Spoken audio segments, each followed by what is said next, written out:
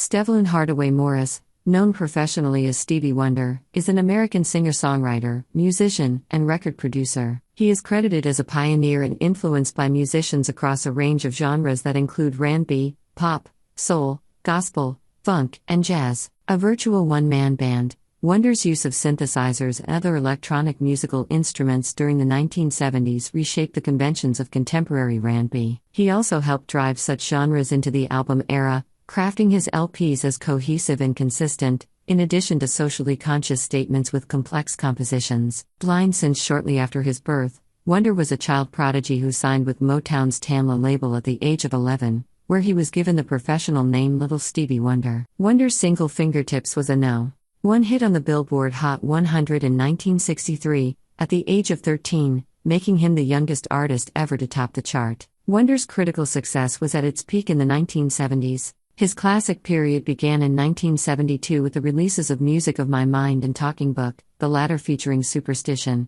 which is one of the most distinctive and famous examples of the sound of the Hohner clavinet keyboard. His works Intervisions, 1973, fulfilling Ness's first finale and Songs in the Key of Life, 1976, all won the Grammy Award for Album of the Year, making him the only artist to have won the award with 3 consecutive album releases. Wonder began his commercial period in the 1980s. He achieved his biggest hits and highest level of fame, had increased album sales, charity participation, high-profile collaborations, including Paul McCartney and Michael Jackson, political impact, and television appearances. Wonder has continued to remain active in music and political causes. Wonder is one of the best-selling music artists of all time, with sales of over 100 million records worldwide. He has won 25 Grammy Awards, the most by a solo artist, and 1 Academy Award, Best Original Song, for the 1984 film The Woman in Red. Wonder has been inducted into the Rhythm and Blues Music Hall of Fame, Rock and Roll Hall of Fame, and Songwriters Hall of Fame. He is also noted for his work as an activist for political causes, including his 1980 campaign to make Martin Luther King Jr.'s birthday a federal holiday in the U.S. In 2009,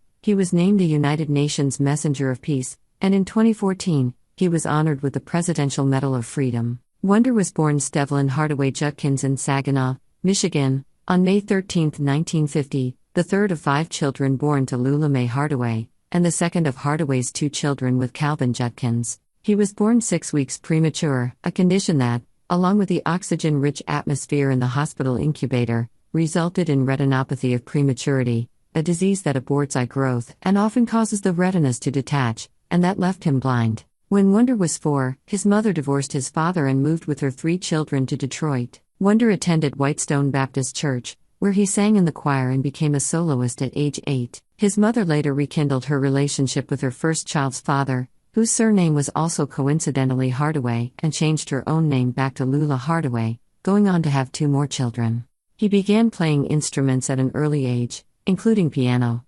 harmonica, and drums. He formed a singing partnership with a friend, calling themselves Stevie and John. They played on street corners and occasionally at parties and dances. When Stevie was signed by Motown in 1961, his surname was legally changed to Morris, which, according to Lula Mae Hardaway's authorized biography, was an old family name. Berry Gordy was responsible for creating the stage name of Little Stevie Wonder.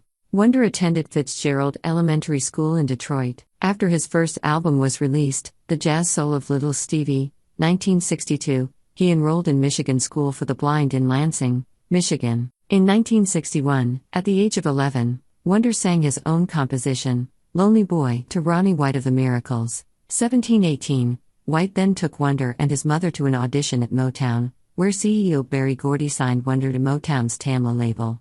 6. Before signing, producer Clarence Paul gave him the name Little Stevie Wonder. 819, because of Wonder's age, the label drew up a rolling 5-year contract in which royalties would be held in trust until Wonder was 21. He and his mother would be paid a weekly stipend to cover their expenses. Wonder received $2.50, equivalent to $24.48 in 2022, per week, and a private tutor was provided when Wonder was on tour. Wonder was put in the care of producer and songwriter Clarence Paul, and for a year they worked together on 2 albums. Tribute to Uncle Ray was recorded first, when Wonder was still 11 years old. Mainly covers of Ray Charles's songs, the album included a Wonder and Paul composition, Sunset. The Jazz Soul of Little Stevie was recorded next, an instrumental album consisting mainly of Paul's compositions, two of which, Wondering and Session number 112, were co-written with Wonder. Feeling Wonder was now ready. A song, Mother Thank You, was recorded for release as a single,